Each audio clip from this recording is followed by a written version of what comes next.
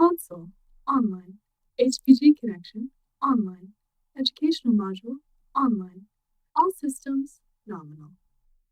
Hello, class, and welcome to On the Origin of Battlemechs Podcast, episode 93, part C of the Battlemaster trilogy. I am your host, Brent Stewart. My co-hosts today are... I'm Chandler. And I'm Derek. And, as always, we're going to pick up right where we left off with the Battlemaster C, the first of the clan retrofits, seen in 3070. And it's got a movement profile of 4-6. It's got an ER medium laser in the right torso, 2 medium pulse lasers in the right torso, and a targeting computer in the right torso. It's got a ATM-6 in the left torso, as well as a ER medium laser and 2 medium pulse lasers. In the right arm, it has a HAG-30. It's got 15 double heat sinks, an XL engine, endo steel, and it's got 2 tons of ammo for the HAG, and it's got 3 tons of ammo for the ATM, and of course they are both protected by case, because clan tech. Or I guess the HAG it wouldn't be because they're not reactive. The HAG ammo is not, but the HAG itself is. Yes. So the case is in the right arm in that case. Yes. So like 3 tons of ammo for the missile launcher is not bad, No. Standard extended range and high explosive. It's a good amount for an ATM-6 since you get 10 tons, or 10 shots per ton, not 10 tons per shot. Ugh, Yeah, that'd so be you're horrible. looking at like 30 shots. Yeah, which with an ATM-6 ain't bad. Oh, that's pretty nice. I mean, you only get 4 shots with the HAG 30, so you know. Yeah. Or there's 2 more tons in the center torso, so there's 16. Yes, shots you get total. 16 shots with the HAG 30, which is a lot of, I don't like any of this over here. Yeah, I love it. VTOLs beware.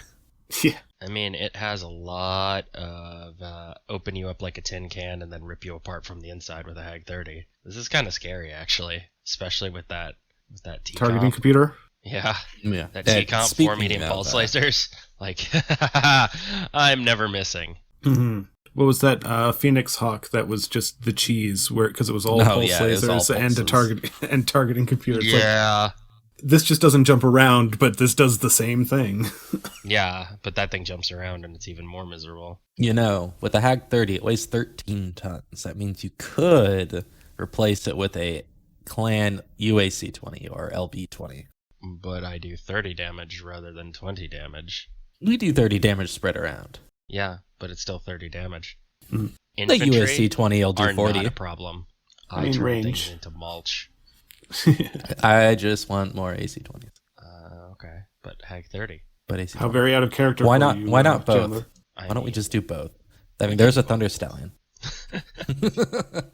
To get completely off topic. Yes. Yes. But to get back on topic, we say this is a refit, but when you really get into it, it's actually a full redesign. This wasn't built until they captured, what's the facility called? Red Devil Industries during the FedCom Civil War, and it is completely clan tech, so they retooled that entire facility to produce this mech, and I mean, I think it was worth it. Because this was built during the second Falcon incursion, wasn't it? Yeah. Yeah, 3070s. Yep. Yeah. So it'd be right after they took some of those planets. Yeah. Yeah, And it's basically the management of Red Devil switched, and everyone just became, labor caste producing Battlemasters for the Jade Falcons. Yeah, I mean, Jade Falcon clan basically was like, here's some clan tech, slap it on that thing, make it work. All right. Yep. Neat. And then it got handed off to probably garrison clusters. But like, as a garrison cluster mech, like this thing is packing like some highly advanced equipment, because your advanced tactical missiles and your HAGs have literally come out in like the last 10 years. Yeah. Yeah, I wouldn't be surprised if this is for more like second line units and slowly kind of pops up occasionally in front line as they need just mechs on the field. Yeah, that's kind of when I was looking at it, just with what it's fitted out with, it would make sense to be probably frontline galaxies to fill losses, especially after, you had the Refusal War just 10 years prior, then you have the Jade Falcon incursion, and now with the Jihad.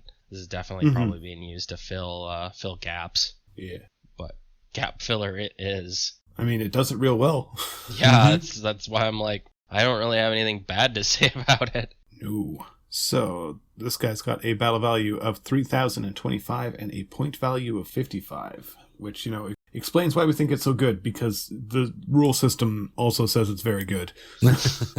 Yes. So after that, we come to our first named mech of the episode, the Calvin 2, which is a BLR-4S. And this guy's got a movement profile of 4/6. It's got a rotary AC-5 in the right arm. It's got 2 light PPCs in the left arm. It's got 2 ER medium lasers and a machine gun in the right torso. And then it has 2 ER medium lasers, a machine gun, and a Streak 6 in the left torso. It's got 15 double heat sinks. It's got 1 ton of ammo for the machine gun and 2 tons for the rack in the right torso, which are protected by case. And then 1 ton of Streak in the left torso, which is also protected by case. And it also has laser reflective armor. So some of that good old glazed armor. Yep, and a light fusion engine as well. Good old LFEs. Laffies.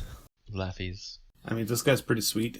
Yeah. Seems like a very custom ride, but I do like the Rack 5 and 2 light PPCs. That's some good poke damage. Yeah. Yeah. I'm a bit leery about the reflective armor, but I mean, seeing as this came from the Wolf and the Blake box, and Blake, the Word of Blake is very known for their energy weapons. I mean, the large VSP is a scary thing. I think it's a good choice. I believe it was the... we've covered another machine that came out of that book. I want to say it was the Griffin. It was the Calvin.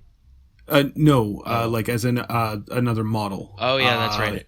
I want to say it was the Griffin, and they also had theirs retrofitted with reflective armor, which also would make sense if they were working together and that's the supplies they had. Yeah. I mean, plus this is a mech that's in the Widow Command Lance, so it's going to generally get the nicest of the nicest things. The deep top. Yeah. Indeed. I will say this. I like the symmetry. I like symmetry on my mechs. I like having, if 2 pulse lasers are on one side and it's like, oh no, there's only 1 pulse laser on the other, it literally bothers me. I get you. Utter side note, just I'm liking symmetry on this mech. I mean, you lose a little bit with the Streak 6 and like the arms being different, but the meat and potatoes of the design is symmetrical, and there is something to be said for having different weapons in each of the arms as a thing, but having the center torso symmetrical. I'm more talking about the 1 machine gun, 2 medium lasers on both sides. That makes me happy. Yeah. And I mean, we can hear Josh yelling down the hall, machine guns are great for dealing with infantry. No. Nah. By this point, you have small pulse lasers in vast supplies. Yeah, and I mean, also the Streak 6 is really good for that, too. I have been running the numbers, though, about your symmetry issue, and I think it could be solved. Oh? If you get rid of the Streak, you get rid of both the light PPCs, you could put another Rack 5 on it, in that other arm. I don't have any issue with the symmetry of the arm weapons. It's just the lasers and the machine guns I'm happy with. Yeah, but you could be more symmetrical. I mean, you could, but meh. You could be a prototype Delore. So what you're saying is the perfect battle mech is a 100-ton sphere with a bunch of AC-20s sticking out of it. Theoretically, no. And yes, at the same time.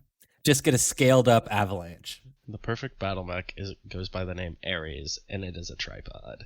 And it is 100+ tons, and we will get to that in the next decade. At some point. Anyway, back to this thing, and symmetry notes aside. The Calvin 2 was seen in 3071, and it has a battle value of 2274 and a point value of 39. And it actually, I really like this one, like swapping out the reflective armor for something else, and I think you've got a really good standard Battlemaster, you know? I mean, nowadays, I say nowadays in air quotes, 3145 and later, reflective armor is common enough to where this could be production made. Yeah. But the question is, do you want reflective armor? I mean, why not? Flavor's the spice of life, right? I think my only thing with it is just the expense of it would make mass production kind of the downside to it. Mass production glances at every single clan mech. But I think that's probably the biggest thing that would go against it, is it's just resource intensive to mass produce something like that. Mm-hmm. Well, the next model we have is the 10S2, seen 1 year later in 3072. And it's got a movement profile of 3.5. It's got a ER small laser in the head facing backwards, which you can kind of see on the art. It kind of looks like a ponytail. It's got a Guardian ECM in the center torso, 3 ER medium lasers in the right torso, 3 medium ER lasers in the left torso with a Streak SRM-4. It's got a C3 slave in the right arm as well as an ER PPC, and then on each of its legs it has a B-pod. It's got 19 double heat sinks and a compact fusion engine and a heavy-duty gyro. It's got case in the left torso to protect that 1 ton of ammo. And yeah, this is interesting. It's fun. I like it. Yeah. It definitely turns the normal Battlemaster formula on its head by giving it a compact engine and going 3.5. But it's got max armor, and you've got a lot of guns and that C3 slave. So, I mean, push comes to shove, you are always at short range. Yeah. I mean, the C3 slave also, it weirds me out that it's in the arm. I don't know. We've seen it in other machines. It's always weird when that kind of tech is in the arm. Yeah, when it's in an outer limb that's usually not as heavily armored as the rest of the mech. It's maybe put the, shift around the streak into the arm and then put that into the torso. I mean, the torso has actually got less armor than the arm, so, Oh, yeah, now I'm looking at it. Never mind, it's safer in the arm. Keep it in the arm. I'm not saying it's a bad spot for it. I'm just saying it's a weird spot for it. I mean, I agree with you on that. Overall, though, looking at this thing, the 19 double heat sinks coming out to about 38. I mean, it can deal with its heat pretty well, though. If you fire everything, you're looking at 50. But even then, you can fire your 6 ER medium lasers, and you're still well within heat, and your Streak 4. And if your Streak 4 doesn't go off, oh well. I mean, yeah. It's a pretty well designed machine. It is gonna make you hurt. And I wouldn't be surprised if this is the machine that a lot of people learn how to use B-pods with, because they're just there. Yeah, they're real good, and this is a very good machine. I do like the addition of B-pods because it definitely shows the advance of technology on mechs. Yeah, and especially with this being a Steiner design, they're constantly rubbing up against the clans there. And having a mech go at 3.5, you're just begging to have elementals try to clamber up. So these B-pods are there as a anti-elemental deterrent. And it also makes sense that it's on a Steiner design, seeing as the inventors of the B-pod are Clan Wolf in Exile. Yeah. This is being made on... Where is this being made? A location. Yeah, it doesn't say. 10S is made on somewhere. Yeah, it doesn't say. But we'll say probably Hesperus 2 or Coventry or somewhere like that. I was going to say maybe Ark Royal due to the fact that it has clans. Yeah. Some clan could also be Tharkad. Tharkad does have a relatively decent manufacturing system. Yeah. I was figuring it was probably one of those places, but I know the Federated Suns also gets it, so... But yeah, I'm a fan, especially with having dealt with a certain Mr. Brute and his elemental cavalcade of murder hobos. Murder hobos. It's a good description. I mean, B-pods just blast them off. Plus, looking at this thing's Alpha Strike card, it's pretty good. It's a 4/4/1, but I mean, firepower isn't necessarily your thing because you have that slave C3, and then it's 9 armor, 9 structure. It's gonna take an absolute pounding to kill this thing. Phrasing.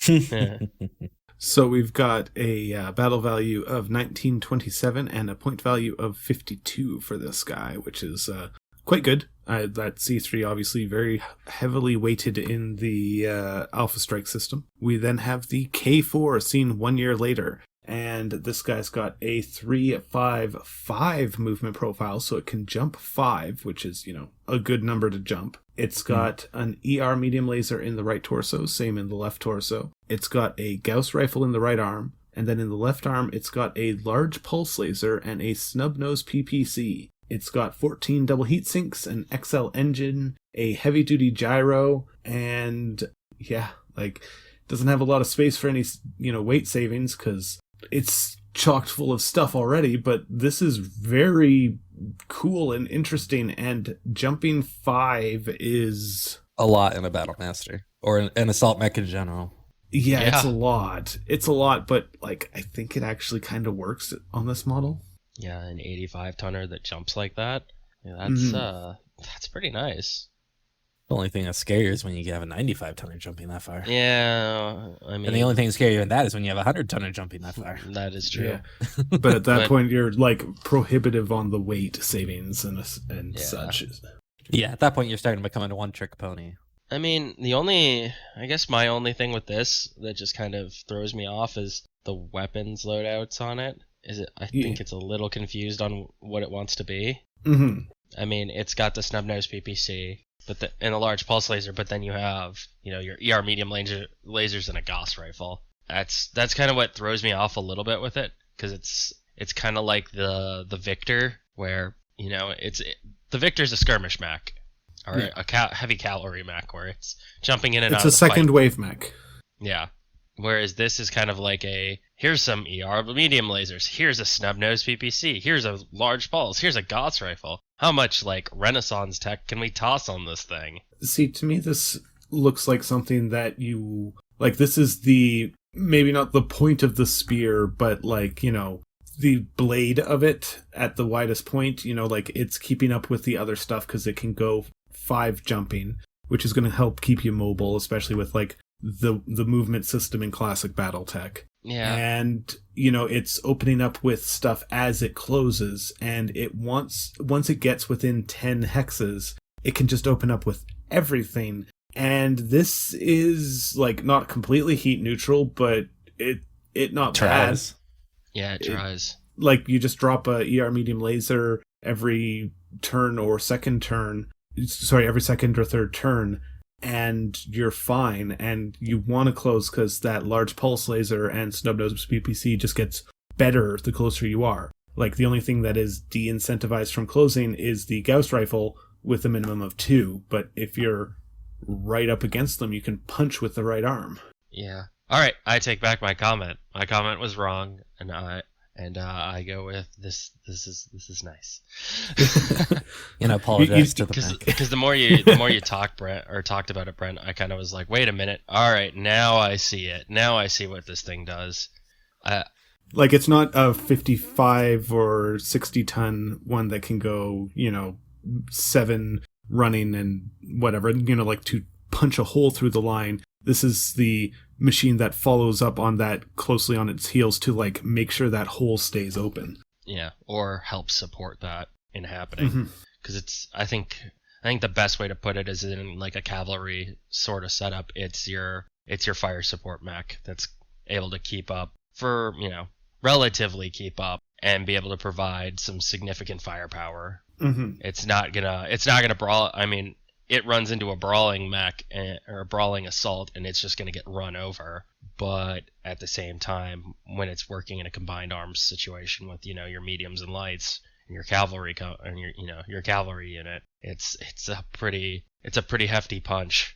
No, absolutely. Yeah, it runs into a brawling assault. It leaves. Yeah, I must go. My people need me. Yeah, it just takes Flies away. that 5 jump and goes, I will leave you. My people need me 2 blocks over. Oh, you don't have jump? Awkward. Pew! By the time you get to me, I'm 2 blocks away. So this guy's got a battle value of 2232 and a point value of 41. We then come to the Liao version of the 4L, and it's got a movement profile of 463. And this guy was actually seen 8 years later in 3081. So it's got a movement profile of 463. It's got an ER medium laser and a light PPC in the right torso. And then it has the same in the left torso, which, I don't know, I kind of wish they would have just gone all in on one or the other. It's got a MML7 in the left torso as well. And then the right arm has a light Gauss rifle, and the left arm has a Guardian ECM suite. And it has stealth armor. Mm-hmm. He's steel. And a light fusion engine as well. It's a very what was that? Is it the Zenshin? Is that it, Chandler? Zishen, yeah. Zishen? Yeah, it's a very Zishen late mech. Mm-hmm. Definitely following the Liao. Make it as Liao as possible. Yeah, make it as Liao as possible. Slap stealth armor on that. Stealth armor and ECM. 3 tons of ammo, by the way, for the missile launcher. 2 tons of LRM and 1 ton of SRM. And then it has 2 tons of light Gauss rifle ammo, which is a lot at 32 shots. Yeah. 24 heat can be sunk per turn because it has 12 double heat sinks. Yes, you're only going over by 1. Yeah, and I mean, for the most part, if you have the stealth armor activated, you're probably only using your light Gauss rifle and MML7 anyway, because once they're with it, and the light PPCs, so what's it, 10, 14? Okay, yeah, you are going over a little bit, but like if you're using your ER mediums, you should probably turn off the stealth armor because you're not getting any use out of it at that point. Yeah, or you're gonna just bank some heat as you deal with something that like closed real close to you while everything else is further away, you know. Yeah. Yeah. Yeah. Yeah. Yeah. Yeah, this is your ambush Battlemaster. Pretty much. Surprise Battlemaster. Surprise. The Guardian ECM suite is actually, I think, quite good because, you know, helps get you that stealth armor and, you know, also helps disrupt any sort of C3 network or anything. So, you know. Yeah. It good. Yeah, especially with some of the later Capellan designs that this would be working alongside, like your Huron Warriors and stuff. Like, it's, This is a stay away from it. Modern Liao scary. scares me. I'm just gonna say that. Modern Liao is very strong. I like 4 Succession War Liao. I do not like Dark Age Liao. They have so much scary stuff. It's like, oh yeah, that has stealth armor, that has ECM, that has ECM and stealth armor, and here's a Gauss rifle, and here's this, and you're just like, bad touch, bad touch, bad touch. I mean, the pendulum's got to swing back eventually, right? You know. I mean, that's true. Yeah. So the 4L has a battle value of 1890 and a point value of 42. We then come to the 6C seen in the same year of 3081. I like this one. So this guy's got a movement profile of 4-6. It's got 2 small X pulse lasers in the left arm, a streak SRM-6, 2 light AC-5s, and an ER small laser rear-facing in the left torso. And then in the right torso, it's got 2 light AC-5s and an ER small laser rear-facing in the right torso. It's got endo steel, it's got a light fusion engine, it's got case 2, it's got 3 tons of ammo in the right torso for the light autocannon, and it's got another 1 ton in the left torso, as well as a ton of streak 6 protected by case 2 in the left torso. So this is really wants to get in close. Yeah, and it also has a command console, so it's a command mech as well. And 10 double heat sinks, so you know, like it should be able to handle everything because it's not particularly warm, heat intensive machine. But does it have you generate? Yeah, it does. It has 10 double heat sinks, but you're not generating anything near the amount that would require. Yeah, I'm just kind of like I guess I'm looking at it on Mech Factory right now, and it's saying it has singles. So maybe this is wrong. Record sheet I have says doubles. So okay, it was reprinted, or I think it's printed for the first time in the Recognition Guide Volume 3, but it's based off of a art piece that's been around forever. So okay, they might have been basing it off of that one, which is from I think Secession Wars era. Okay. Yeah, well, I mean, at the very least, 4 tons of light AC-5 ammo allows you to swap some precision ammo in there, or different ammo types, which is really cool and really interesting, and I like. Yeah, I do like the fact of that it has, you know, the 4 tons of ammo for the 4 light AC-5s, so you can bring different variants. Like you can stack up, like, hey, we're gonna take 2 of this, 2 of that. and so you're basically able to just shift between what your AC-5s are firing, which is pretty awesome. And a good way to learn how they all feel on the battlefield as well. True. The small X pulses. Hey Josh, great anti-infantry. They make anti-infantry like vaporize. There is no infantry. Machine guns are for peasants when you have small X pulses. No. Machine guns are for pirates on their helixes. Yeah, that's true. Well, I'm a Davian, so they're peasants. But Pirate peasants. Pirate peasants. Either that or soon-to-be Davians. They just don't know it yet. Annexation's a thing, guys. Please do not resist. Please do not resist. Yeah, it has a lot of small lasers on it. That's all I'm gonna say. Yeah, it does. It definitely wants to close, and like it goes 4.6, which is not bad, but it's not a speedy boy. So make sure you're hiding behind cover, I guess. Yeah, this is definitely the mech that kind of follows in and joins the battle as it's underway, kind of thing. Like, your light medium companies have already engaged and fixed the enemy in place, and then you send in this guy with his assault company to kind of just line breaker and just smash them. Battlemaster smash. Battlemaster smash. But I do have to say that I'm looking at the faction availability chart for this thing. I do like that this is a Regulan mech. Glorious Regulans. Hey, whoa. And then it becomes a free world mech in the Dark Age. The true heirs to the... I don't know where I was going with that one. Once the true heirs to something or other. Once Jessica Merrick gets the band back together. Mm-hmm. We really need to get some meme art of Jessica Merrick in like a van going like, we're gonna get the band back together, man. Yeah. It definitely needs like a Blues Brothers like thing with her and Nicole Merrick. Mm-hmm. We're on a mission from Blake. We're on a mission from Blake. What's the guy that she marries, his name again? Thaddeus Merrick? Yeah, Thaddeus Merrick. Yeah. Her and Thaddeus Merrick as the Blues Brothers. Black suits with sunglasses.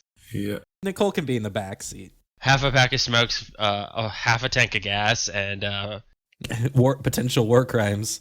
And we're wearing sunglasses. Wearing sunglasses and driving at night. Yep. And we're on a mission from God. Mission from Blake. God, Blake. It's the same thing. Let's hit it. Oh my God. So the 6C came out in 3081, and it's got a battle value of 1557 and a point value of 39. So definitely on the lower end, but doesn't pack quite the punch. But once you start swapping in some different ammo, I think it'll be quite effective. Yeah. So next we come to the 6X in 3085, and this guy's got a movement profile of 5'8". He's got a ER medium laser and a Streak SRM6 in the right torso, ER medium laser in the left torso, a heavy PPC in the right arm, and an ER PPC in the left arm. It's got 16 double heat sinks, a double XL engine, endo steel, case to protect the ton of ammo in the right torso, and yeah, so little on the fragile side with that double XL. Double. But heavy PPC is real good. ER PPC is real good. It can handle the heat well. Can it? Relatively. You gotta remember, each of those generates an extra heat. So if you just move and fire both of those, you're pushing your heat up. Heaven forbid you have to fire everything else. So if you're just firing the PPCs, you're gonna end running your heat neutral. Well, no, because the XXL generates extra heat whenever you do anything. Oh, right. Mm-hmm. Right. So you're already 2 over if you run and fire both the PPCs. Yeah. Okay, so this needs like TSM it's a good experimental or something. Model. Yeah. It feels like they're playing around with it, going, okay, this is what you do with an XL engine in a Battlemaster. I'm less impressed by this now. I forgot about that double XL heat rule. Right. Yeah. I mean, it's manageable for sure, and seeing as you can't fire the heavy PPC in close range, you're probably toggling that off for the ER mediums in the Streak anyway. Probably. So it's definitely a bracket fighter. It's manageable. Mm-hmm. It doesn't lie when it says the heat's manageable. It's just barely manageable. Yeah. It's managed by firing with everything minus the heavy PPC, and you modulate the heat by the Streak 6 not firing. I mean, I think the biggest one I actually like about this is it does have that 1/2 PPC punch, ER PPC, and then you just hit him with the next turn, hit him with the heavy. But I mean, yeah. This is not a mech that you hand somebody who's brand new and be like, have fun with this, because they're just gonna be like, cause this thing to explode. Yeah, this is something you hand to an experienced pilot and say, this thing is very heat intensive, and then they're like, okay. Yeah. You make sure they give you the thumbs up as they're climbing up into the cockpit. Yeah. Do you understand? I think it's manageable, but it's definitely, like, in-universe would definitely be something that you're not giving to a brand new pilot. You're giving to somebody that knows what they're doing, like your experienced veterans, like your Lyran guards kind of folks, because this is a Lyran mech.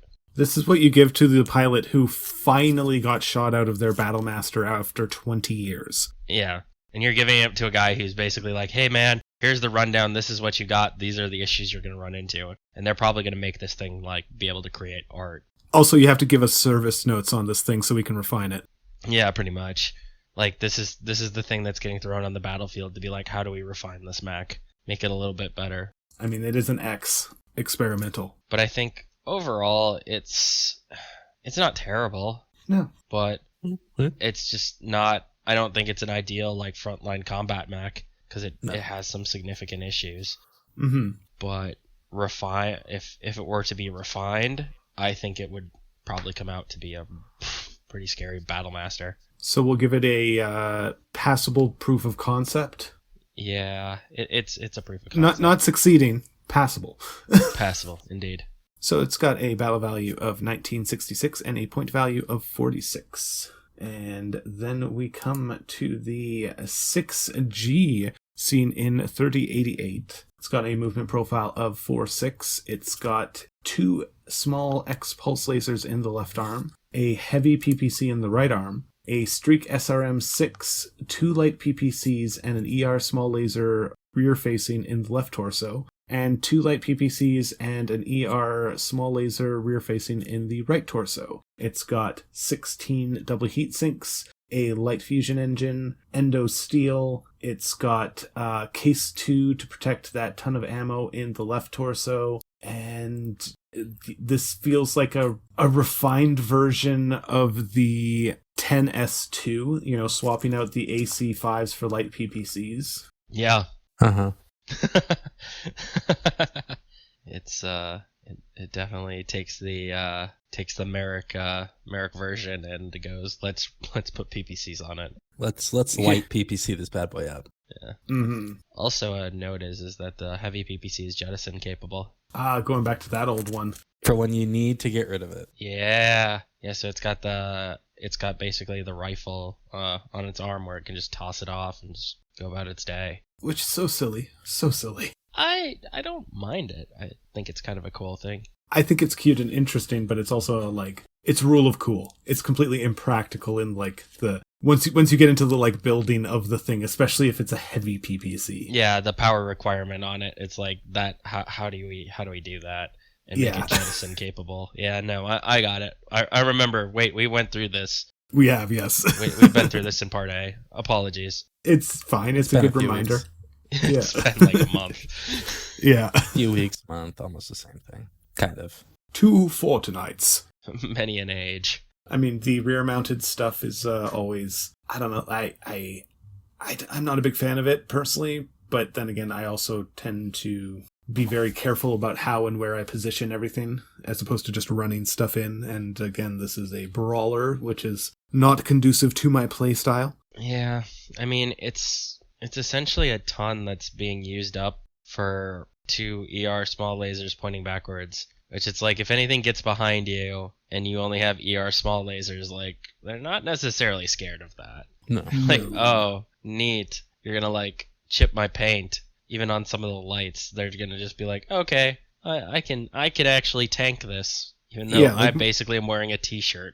My t-shirt can still handle this pretty effectively. My 6-up t-shirt can save me. Yeah. My t-shirt now has holes in it, but it's fine, because it's very punk rock.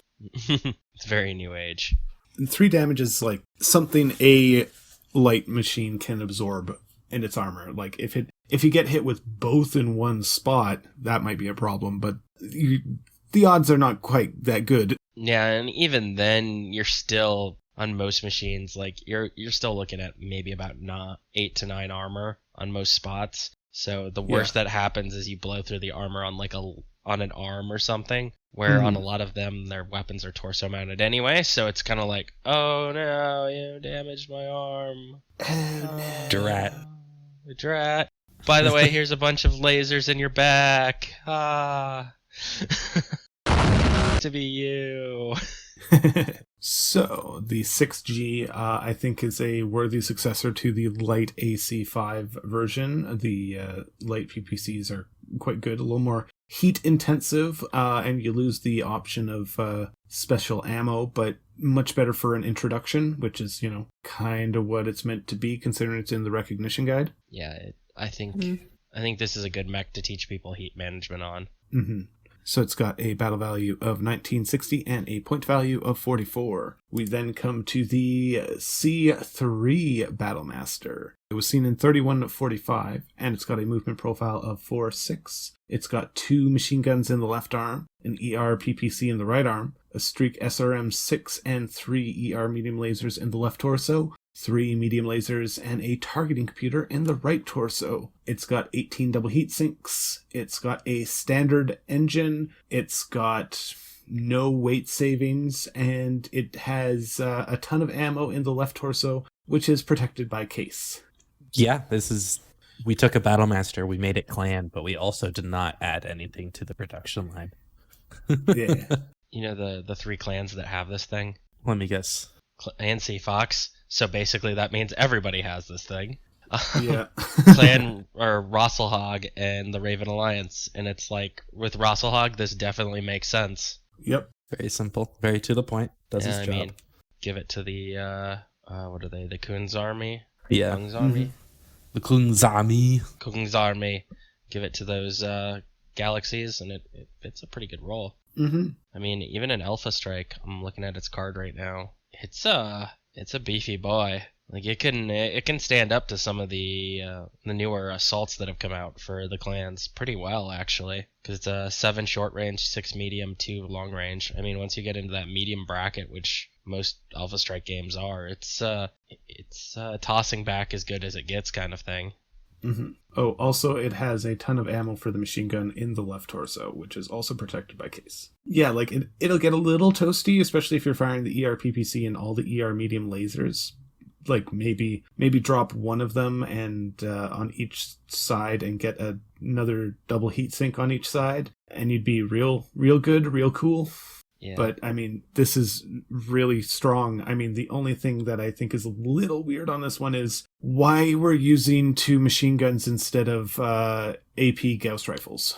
Yeah, especially actually, on a clan mech. Yeah, and this is a 3145, so that definitely makes sense of why there's not AP Gauss rifles. Or like heavy machine guns, or Yeah. Yeah. Because for the weight, you're basically getting the same thing. Yeah.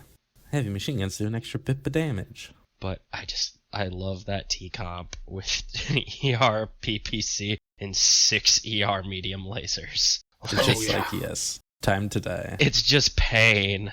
Just pain and suffering in the medium range bracket. It's very, very good.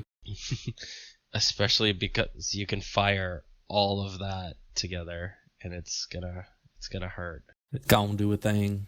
So it's got a battle value of 25, 32, and a point value of 50. So we then come to our last 2 models of the episode, which are a little weird because we don't really have an official record sheet for any of them or any hard data points because they're mentioned, but they're not quite codified yet. So we have the BLR-6M, and then we have the C2. And we know the C2 was seen some point after 3139, because that is when the Wolf Empire captured the Keystone facility. And so the 6M, which we have had to make up a record sheet for, has a movement profile of 4.6. It's got a heavy PPC in the right arm. It's got a Thunderbolt 15 in the left torso. And in the right torso, it has a rear-facing ER medium laser and a forward-facing ER medium laser. In the left torso, it has the same. It's got 17 double heat sinks. It's got endo steel. It's got a light fusion engine. And a command console. Mm-hmm. And 2 tons for the Thunderbolt 15 with case 2. Yes. Yeah, when I went about designing this to try to kind of get a rough idea of what the Battlemaster 6M would be, I started with the other 6 series, as even though it was mentioned to be built alongside the 5M as a command variant, I decided that since it does bump up to the 6, it's probably going to share more in common with the 6 series, which most of them have a light engine and the endo steel. So I started with that, ripped out pretty much everything, and then spliced in elements of the 5M. So got the ER mediums with the rear-facing one, slapped on the heavy PPC, and then slapped on the Thunderbolt missile launcher that's mentioned in the write-up. Granted, it doesn't say what size Thunderbolt missile launcher, so for all I know, it's like a Thunderbolt 5, and they've got like a bunch of ER mediums on it. But I think it's not a horrible rendition of what could possibly coming through the pipeline for the 6M. Yes. No, this makes sense. It seems like a 6M what it would be. Yeah. Definitely a little skimpy on the firepower, especially in short range, since you're missing both your heavy PPC and Thunderbolt 15 at a certain point, but you're a command mech. If you are by yourself, you're already lost. Yeah, something's gone wrong. Things have gone terribly wrong. Yes.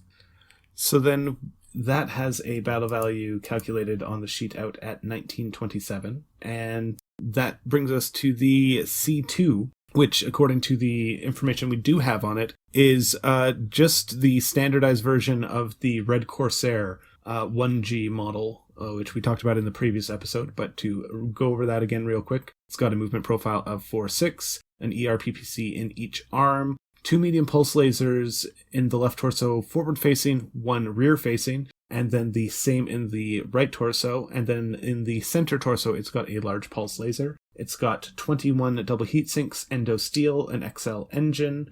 Yeah, so it's a toasty boy, but yeah, it's also got that command console. Yeah, so that seems like it'll be quite interesting, and if the Wolf Empire can pump those out, it'll be quite strong. Yeah.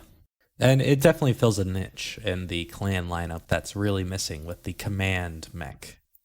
Yes. Even though this does use the command console, which I do think it really isn't fitting the command or fitting into the clan style, even with like 3150 being pretty laid back, all things considering. The fact that they have a mech that's a command mech quirk is something they've been missing pretty heavily ever since we've been introduced to the clans. Yes. And eventually, as they adapt to the inner sphere, they're going to have some version of it eventually. Yeah. And really what it probably is going to end up being is you'll have your, Star Commander or, Galaxy Commander as the actual pilot, and they'll have some bondsman as their, communications person in the back. So they still get to go and shoot people, but, they could still have command and control communications with the rest of their unit. Yeah, just have like a communications tech labor cast riding with you and making sure everything's coordinated and brought up so it doesn't infringe on your honor. Yeah, you can still go and shoot people for honor, but, you can still also command for honor. The honor. So what happens during Circle of Equals? Does the comms tech get to ride along and possibly die? You're as much a part of my machine as anything else, but I don't wanna. I don't wanna. Not my duel. No, shut up and get in the mech. Get in the mech, Shinji. Get in the mech, Shinji. Get in the mech, get in the mech, Sarat. I'm glad my brain wasn't the only one that went there. Bondsman, I will not relieve you of your bondsmanness unless you get in the mech.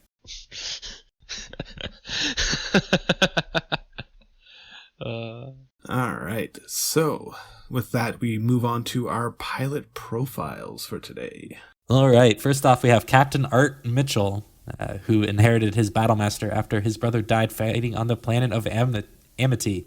This mech is, of course, in poor shape, as his brother did die, and I assume he died in it, which, now that I think about it, that's got it, piloting it. Not sure if I'd want to pilot it. My brother died in it. BattleTech, the universe where generational PTSD comes with your ride. Yeah. But the mech is in poor shape and has a weakened armor structure. However, Art is a good warrior and has been able to compensate. With his skills, he has been recently promoted to the heavy attack lance of the Fusiliers of Orient's 1st Brigade. So good job on you, Art. Go kick them Lyran butts. All right. And then next up, we have Colonel Marie Stevens, who is a professional mercenary. She rose to command the 180th Dragoon Combat Group of the Lexington Combat Group after the 4th Secession War. This was due to the previous colonel, Golda Sampson, retiring. So at least the previous commander did not die. It's a rare thing. The regiment was, of course, rechristened in her honor to Marie's Golden Hammers. And for the next 4 decades, she would command the regiment with honor and would condemn firing on unarmed or disabled enemies. The Golden Hammers was recognized as one of the best assault regiments in the Inner Sphere, and Stevens was equally skilled at grand strategy and small unit tactics. Marie would receive multiple offers to command RTCs as a AFFS field marshal. Stevens refused to leave her beloved Golden Hammers. She would finally retire well into her 80s just before the outbreak of the Jihad. So the perfect time to retire. Literally the perfect time to retire. Yeah. I mean, speaking of good retirements, we have next up Dr. Roger Fleming. And he retired before the Jihad to teach war science at Negelring. But when the Blakist forces attacked, he joined the resistance with his 10S and continued the fight until the end of the occupation of Tharkad. Once rebuilding began, he rejoined the Negelring staff until his eventual second retirement. The technician who worked on his machine during the occupation swore that any other machine and pilot would have been destroyed 3 times over. So, definitely probably a good teacher to listen to. Yes. Yeah. Next one is Major Pedro. I blanked there. Pedro Sandoval Rosa, scion of an obscure branch of the Sandoval family, the rulers of the Draconis March. Sandoval Rosa was a noble from the world of Padrito. We're going with Padrito. Sandoval Rosa was deeply disillusioned when his lord and cousin, I guess, distant cousin, Tancred Sandoval, sought peace with the Draconis Combine, but simply transferred his hatred from the Combine to the clans. So he decided to leave his ancestral home, signed up with Davian forces fighting the clans during the Falcon incursions in the 3060s. He died in a most spectacular fashion during the battle for Black Earth when he crippled a bomb-laden Jade Falcon Omni fighter that decided to kamikaze into his mech. That's the way to do it. If you're gonna die a warrior's death, I guess. Yeah. If I'm gonna die, you're taking me with you. Pretty much. So next up we have Captain Alexander Pushkarev. Yeah. Pushkarev. You gotta emphasize your comradeness, comrade. I'm pretty good at pronouncing Russian names if I've heard them once or twice, but the blind read is a little tough. It's all good. We forgive you. So thank you. Thank you, comrade. Yes, comrade. And remember, we are forgiving ourselves and each other. Yes, comrade, yes. Well, the captain was a freelance merc who jumped companies more than once, often at the company's discretion. His fighting style was to charge and brawl with everything and any machine he could. He served with units in the employ of House Liao and died during the Capellan Crusades when his machine was covered with Inferno gel as he was trying to take on an entire heavy lance single-handedly. In melee. Yeah. That's a way to go. All right, you know how I said the other guy died a warrior's death? No, this man died a warrior's death. This man knew how to do it. They could both have died a warrior's death. It's not a single seat. No, only one of them can. So next up we have our data dive, and our data dive today is on the Terran Hegemony, Part 14. When last we spoke of the Terran Hegemony, the Star League had blundered, or more specifically, continued the blunder by the DCMS under their command, into an international incident with the Santiago Massacre. And from that, the periphery nations pulled away from the Inner Sphere and Star League, turning down trade deals and walking away from the negotiation tables on several subjects. Many diplomats and experts on interstellar politics advised allowing the fire and rage of the periphery to burn out with no actions taken, that the periphery simply needed to voice its discontent and it would come back to the table sooner or later. This is not what happened, for the First Council chose instead to provoke the people and the governments of the periphery, heavy trade tariffs and restrictions to the periphery. In many cases, this reduced the quality of life of many planets' population, and in some cases caused famine due to breakdowns in important tech for agriculture or breakdown in supply chains. Again showing the empty promise of the Star League Accords, or the us versus them mentality. We must now look back for some context. For in 2499, a massive vein of titanium was discovered on a moon known as Fonta, located in the Malgarata system, located in unclaimed territory between the Federated Suns and the Turian Concordat. The wrinkle that allowed the incident to not immediately turn into a crisis is that the Grexdex Mining Company was an international company, having operations in both the Federated Suns and the Turian Concordat. So by 2511, the OMSOL Accords were put into place, allowing the system to remain neutral, have no military presence, and have a supply of titanium exported to both nations, as the vein could produce enough for each nation's needs within the logistically relevant area of supply, or to simply put, the mine could supply both nations' local titanium needs. The OMSOL Accords would be in place until 2573, when the Turian Concordat accidentally broke them. In February of 2573, 5 Turian naval vessels jumped into the Malgarata due to a communication and navigation error. Unaware of their location and now suffering from communication systems failures, the ships made their way to the mining facility to communicate and hopefully enact repairs. The Davian faction of the mining facility quickly panicked and sent off several messages to the Federated Suns requesting support. That the Turian vessels arrived, and then again when they failed to respond to hails. The Federated Suns sent 10 ships to react to this incursion as they saw it. And when they arrived, they found the Turian Concordat ships in orbit around the moon the mining facility was on. This is where the mining facility disappears from our records. I, for one, would like to know what happened when the Turian Concordat ships finally made contact with the facility, I need some water. Hippity hoppity, get off our mining property is what happened. Yeah. Well, it was both of their properties. They just took a wrong term at Albuquerque. Albuquerque. You gotta love how that's a lot of Battletech lore. It's literally like... We accidentally jumped here. Yeah, so we accidentally jumped in with communications issues, and then all of a sudden, it just turns into a shooting war. It's like, this got a little excessive, guys. Yeah. Like, there should be some sort of protocol for this at this point, guys. Come on now. Yeah, we should be able to work out the problem before we start, throwing Gauss rifle rounds through interstellar space at each other. Throwing hams. Mm-hmm. I, for one, would like to know what happened when the Turian Concordat ships finally made contact with the facility personnel. But what we do know is that the 10 Federated Suns vessels opened fire and destroyed or captured all but one of the Turian Concordat ships. A lone ship was able to make it to the jump point and escape. This is yet another point that the leadership of the nations had to put aside their egos and bolstering, and they could have realized the situation and de-escalated it, avoiding what came next.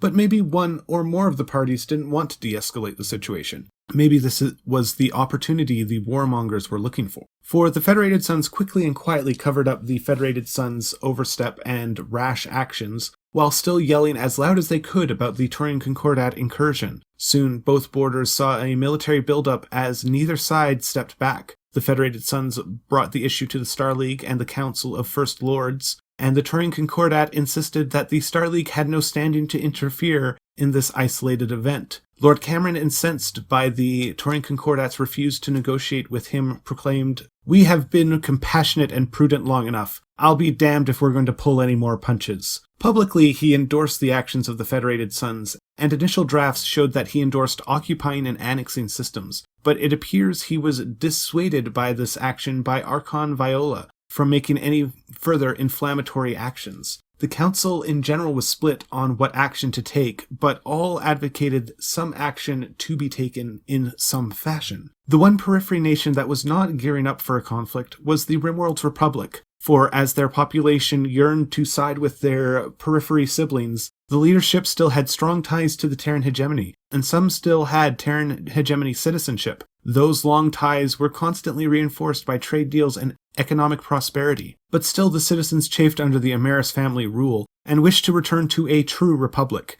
A tipping point was when Gregory Ameris invited a battalion of Starleague battlemechs to train with his personal army on Apollo, but in truth this was a political maneuver in order to strengthen ties between the RimWorld Republic and the Terran hegemony. In response, the citizens dressed in RimWorld Republic uniforms and stormed a political prison and killed the commanding officers and demanded the removal of the SLDF troops from Apollo. In response, Gregory Ameris sent military units to raise the prison and suppress all who might escape. This naturally inflamed the population. In response, Gregory enforced a loyalty of oath to the RimWorld Republic and also the Starleague on all citizens under penalty of loss of rights and seizure of property. This would take several years, but was accomplished with heavy-handed tactics. In December of 2574, Ian Cameron called the First Council to an emergency meeting where they would finally choose a course of action for the periphery. Many First Lords favored war, some for ego reasons, some for economic reasons,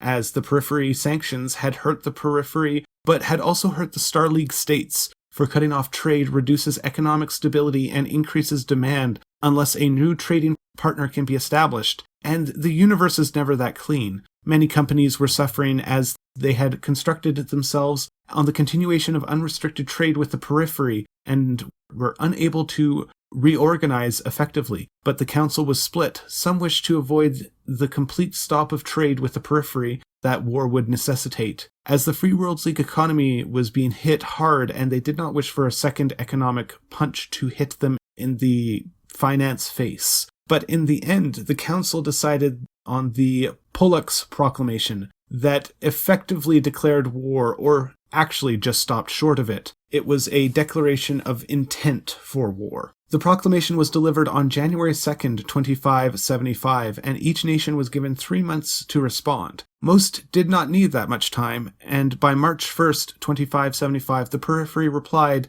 with scathing words, all effectively saying, "Get out and stay out." Get off my lawn. That's what they said. So the text of the Pollux Proclamation is as follows. My lords and ladies, we stand poised on the verge of a great era, a time of realized potential, of peace, security, and freedom for every man and woman. We have taken strides towards these goals that are unprecedented in human history by setting aside our regional patriarchal differences and forging a union vaster and stronger than any previously devised. In the course of this mighty achievement, we have struck down many barriers to harmony and understanding. One barrier that remains is the isolationism of certain areas refusing to join in this union, and thereby jeopardizing everything for which it stands. There is no good reason for the intransigence of these people who will not recognize the great glory of laying down their independence for the sake of joining our league. There is no good reason for people to insist on resisting the superior wisdom of those who have come before them into the fold, nor is there reason for them to continue to seek their own lonely course far from centers of culture and civilization. This course of action is temporary. This course of action is provincial. Furthermore, in consideration of the common goal we share, we must set aside our differences and pool our resources for the common good, once and for all. The Starleague stands for a unified humanity.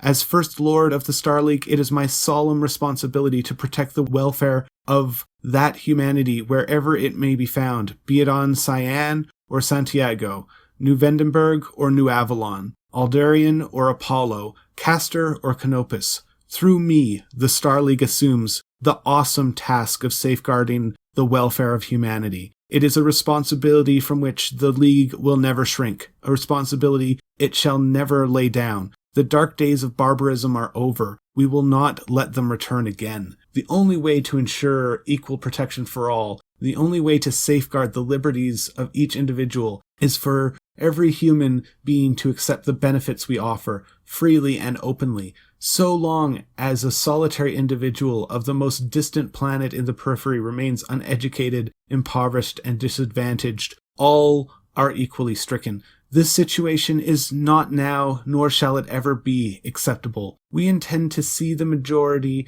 is not denied the benefits of culture progress at the hands of the minority of radical isolationists. We intend to extend our benevolent protection into every corner of human-occupied space, whatever the cost, until every man, woman, and child prospers and flourishes. Let no one stand in the way of human progress. The time of reunification has come, but some have made the grievous error of failing to heed the call. Instead, they chant, jeer, jump about claiming independence, as if they were somehow beyond the grasp of their mother world. It is truly sad, but it seems that the cost of a united humanity will be paid in blood. To the poor people of the periphery who live under the thumb of the isolationists, my message is as follows. Take heart.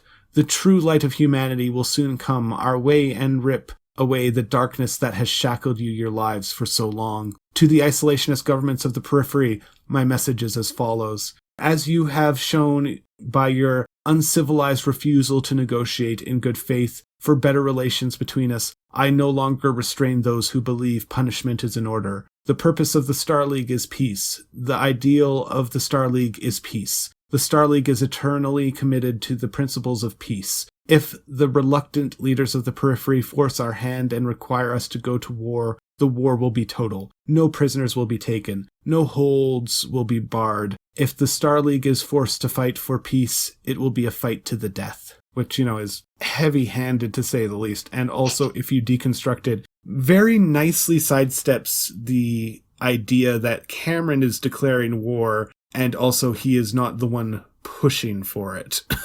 Yeah, I'm totally not trying to, hippity-hoppity, I'm gonna take your property. Not at all. Not at all, guys. Nope. Not in the least. No, we're not here to literally just, take your stuff. I love democracy. I love the Republic. I love the Republic. Yeah, you gotta love that. The speech is basically it's a very much, we've obviously seen it in our own, real world, is you make this beautiful speech making it sound like all we're trying to do is, peace. Peace is what we want. Peace, but you are forcing my hand, and it's like, but we're not doing anything. Like, we're just trying to protect that which is ours. Nope. You're forcing my hand. So it's essentially, that whole proclamation is literally just like an excuse. It's also dripping in imperialism. The fact that he's like, every citizen must be equal and protected under my rule. Oh, yeah. Let's be real here. BattleTech is all about imperialism. Oh yeah. But that's what makes it BattleTech and makes it fun. Mm-hmm. It's not peace tech. It is not peace tech. But I think, you look at it, it's essentially, it's giving him the moral imperative of, I am doing the right thing. I am doing this for your own good kind of thing. And for the protection of our society. Well, then you have, you basically give yourself a veiled sense of moral superiority. Of they forced our hands. They forced us to, to go invade the periphery. And also calling them uncivilized others them. Yes. Yeah. You're basically creating the us versus them mentality, and it's a proper mentality. Obviously. Yeah. Obviously. It is the natural BattleTech mentality. It is the natural BattleTech mentality. Sadly true. So he's literally just creating all the the perfect ingredients to convince the successor lords and everybody who's just kind of sitting there chomping at the bit to go get some free real estate, which isn't so free obviously, but to go get some real estate. It's free real estate. It's free real estate, but it's really not, because someone lives there, and that someone also actually has nuclear weapons. So nuclear. Yeah. I got a few minutes to spare. Also, you kind of just declared total war, which is kind of a thing. Yeah, where it's all right, you just said that the kitty gloves are off, and you've got the Turians rolling up their sleeves, being Joe Bob, go break out the nukes. Yep. We're gonna nuke us some of these here Star League folk. And so we roll up to basically the door of the reunification wars, which is where we're going to leave off today. Knock, because knock, that a big whole thing. Have you heard the good word of reunification? Have you heard the word? Reunification is the word. Word. It doesn't have the same ring as bird. To be fair, humanity was actually never unified. Like, even in, like, the Terran Alliance, when everyone was nominally under their control, they were not unified. They were not unified. So our sources for today are Sarna, Battletech Battlemech Manual, Master Unit List, TRO and Record Sheets Succession Wars, TRO and Record Sheets Clan Invasion, TRO and Record Sheets 3039 Unabridged, TRO and Record Sheets 3075, TRO and Record Sheets 3085 Project Phoenix, Wolf and Blake Starter Book, Turning Points Falcon Incursion, Recognition Guide Volume 3, and the Star League Sourcebook. This podcast is made possible by our supporters on patreon.com/on the Origin of Battlemechs, link in the description. Our social media on Twitter is at Origin of Mechs. We also have a community Discord, the Armory of Ouroboros, link in the description. You can email us at ontheoriginofbattlemechs@gmail.com. If you enjoy the show, please leave a review on your platform of consumption, tell your friends about us, and share on your community platform of choice. Special thanks to my friend Laura for the intro and outro. Our Ace Pilot Patreons are John Keith III, Metal Ed, and Stahlkater. Class dismissed. Everybody have a great day. Stay safe out there. Have a happy New Year. Yes, it is. The year we're is right before New Year's, so happy New Year, everybody. I hope you're having a good holiday. 12, 26, 21. Woo! Yep. Well, it's 27 here, so. Well. Yeah. You weird. Peek behind the other production time cycle, peoples. because I'm pretty sure this is going to come out towards the end of January. January. I'll be older then. Anywho, so. I will as well. Yes. January. It's a good month. Mm-hmm. Well, everyone have a good one. Bye. Bye-bye. Bye. Module complete. System standby. Would you like to load the next module? I'm like afraid to breathe for the locally recorded track sometimes. Because I like breathe and it just shows like a massive like spike and I'm just like, oh. Or like I'll take a drink and it'll do it too and I'm just like, damn it. So then I had, what was it? Jeff was like, hey, you know you have a bunch of like random background noise, right? And I'm like, yeah. Of course.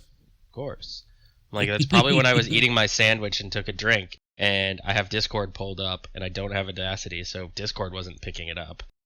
Yeah. It's a thing that if you do this long enough, you start to pick up on things, especially once you start to do editing. Yeah, no, I've come to realize that already, just because I purposely keep Audacity up, just to make sure to be like... Corner of the eye. Audacity. Got a half a pack of smokes. We're wearing cigarettes, or we got half a pack of smokes. Wearing cigarettes. So, yeah, wearing cigarettes. Succession Wars, right? Yeah. No. Mm-hmm. No. Yes. It is? Yep. Yep. You're a Succession Wars. Thank you. You're welcome. I'm a war crime. Yay! I'm a war crime. Yay! Well, it depends on which Succession War we're talking about. True. I mean, the third one was pretty low There it key. is. Somehow I missed it. Oh, because I was looking at the Crockett. Okay. You know, a 150-year-long war that's low-key. Well, it's mostly raids and border actions as opposed to like actual mobilization. Yeah. Which Succession War are we talking about? Are we talking the first or the fourth? I mean, the first is a time. If you want to do it right, we go big and you go first Succession War. Where basically you're just the nuclear apocalypse on anybody and everybody. Yeah. No. It's a nice planet you have there. Be a shame if we an absolute dump truck orbit. of nuclear weapons on it. Mm-hmm. Just Futurama. They actually have a space dump truck with just nukes sitting in the back. Just dump it. All right. Well, enough talking about Futurama.